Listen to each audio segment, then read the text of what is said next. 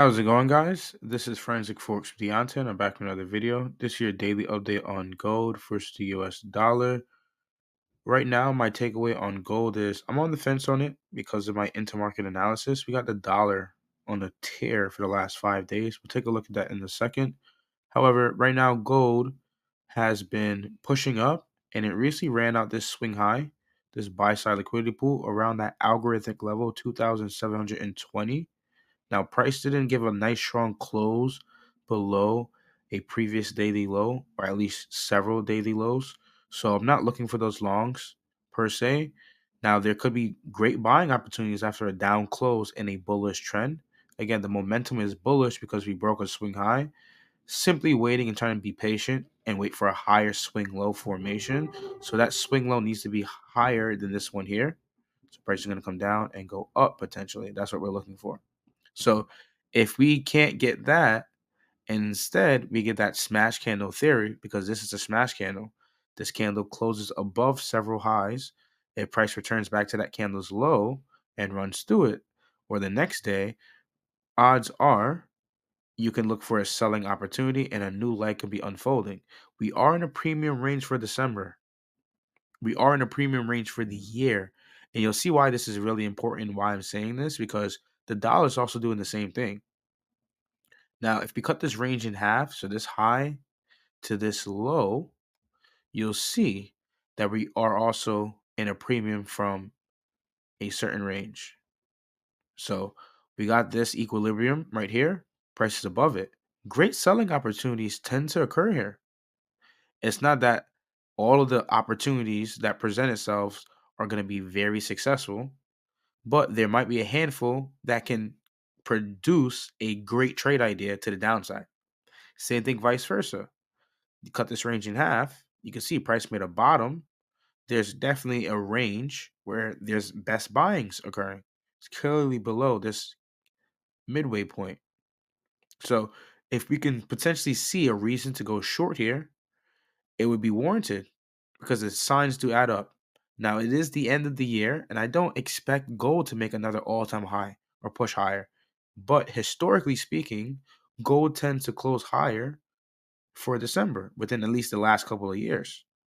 Now, rates are changing. The Fed's about to cut their rates. That could be potential lower yields or less interest in the dollar. They rather seek after other things that are going to yield them more on their money, especially fiat wise. And even on a commodity basis, too. People have been pouring into gold. You can see gold and dollar this year, both very bullish. Gold outright shining armor, right? Came out swinging from the beginning of the year. After February, just bullish nonstop. And then we got recently that November sell off a little bit and then retracement. But now you see on the other side, the DXY did the same thing. It was selling for at least probably like what 3-4 months of the year. And then after that, it returned back up to the yearly opening price and now is above that. So we can see this currently in SMT diversion occurring. So if you split the screen in half,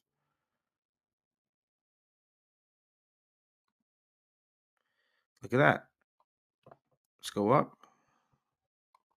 Looking for the dollar. There we go. So you can see dollar has been rising, going into the news that Fed's going to cut rates. A lot of central banks are right now in their cutting cycle for the interest rates. Remember, interest rates are the primary driver to fiat currency. So when the rates start to move, it's time to get into the market and take a plan of course of action because the rates are what impacts the fiat currencies. That's the primary objective. The yield in the rates is what gets the investors to say, you know what, I don't like dollars because the Fed's rate isn't better than, let's say, the Canadian bank's rate. Or maybe the Fed's rate is not better than the British pound, right? Or the Bank of England's rate. So keep that in mind. There are definitely true fundamentals of what moves the fiat currency and how it impacts other commodities as well, or the stock market or crypto as well. Right? We also got that other new variable, crypto. So is dollar being held up and are they accumulating, right? Those net longs and just pushing price higher? And they're going to probably make an all-time high. So this is the current all-time high for the year for 2024 at least, 108.071, and this is the all-time high here for gold, which is 2,790.170.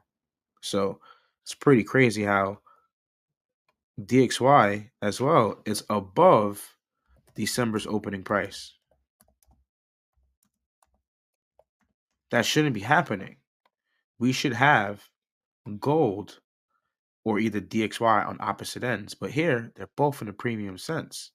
Now, if we take a look at the COT information, just real quick, it's not that COT is the end game answer to trading. Right? A lot of new traders think, oh, we got COT data, we know what the commercials are doing, forget about the non-commercials, etc. No, it doesn't matter. Even if you see, okay, they're heavily short, that may not reflect that in the price action. Right? They've been heavily short, but we've been seeing gold rally in recent times. But it's a time and price situation, a price and time situation, right? That's the formula. That's where all the things meet. It syncs up and it gives traders a potential opportunity of a good trend or a new leg. We want these trending environments, but we got to time them right. And I'm trying to show you guys my process or my thinking process of how I like to trade. Now, I'm cautious on going long, even though I've stated the daily chart is clearly showing bullish momentum. But we have that problem, right? Into market analysis, the market is not symmetrical because both dollar and gold are going up, right? That's a non symmetrical market. So someone is lying. And we'll see within maybe the next month, the next week, who knows? Going into the new year, we'll see who's telling the truth. But they both been sought after this year. Everybody's been pouring back into dollars. Everybody's been pouring back into gold because look at what the state of the world is in right now, right? Look at what the state in the world is right now. So everybody's going back to things that they truly trust. Dollar and gold. Whether that be a new variable, crypto as well. Right? So we will see what's gonna go on with the market. But back to the chart. On the flip side, since dollar's been going up, in the chat, I had found, and I told you guys that I was looking for a swing opportunity for UJ. And we got into some longs. And it's a pretty profitable trade right now. Now, simply was waiting for price action to get back to this candle's high. The smash candle theory by Larry Williams. Took that long.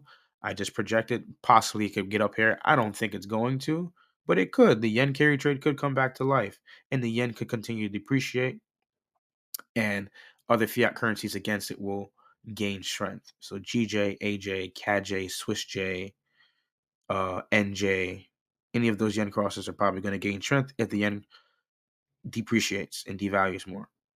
But right now, with the way I got into this, was simply looking for a day where it looks very bearish. This is why I really appreciate Larry Williams, right? That book, Long Term Secrets to Short Term Trading, it's a gold mine of models. Very simple and objective things you're looking for. A down close below the last 3 to 7 days. It's very oversold.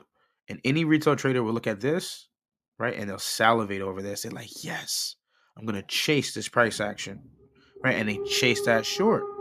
That price action will continue to go lower sometimes, but then it may return back to that candle's high. And that was that moment, the line in the sand for me. I need to go long here. And it's so far been proving itself. But a little liquidity void, right? Just frame up some simple PD arrays. You don't got to go crazy with all the PD arrays on the chart. The ones that are most apparent, I saw this one last up close, sells off, the next up close here. So there's a one-sided direction on sell side delivery. So there needs to be some type of buy side delivery into it, whether it's just a little bit of it, 50% of it, or the full entirety of that range or that inefficiency. Who knows?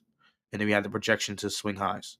Now, I don't know if it's going to get here, but it's just something to aim for. But as the market goes up in this swing trade, you want to take partials, right? Price breaks the previous daily high. You want to take something off. You want to scale out. And that you can do it by any means of how you want to control your equity or take your profits or handle your losses. You manage your own account. So I ain't going to tell you how to manage yours. So going back to summarize gold,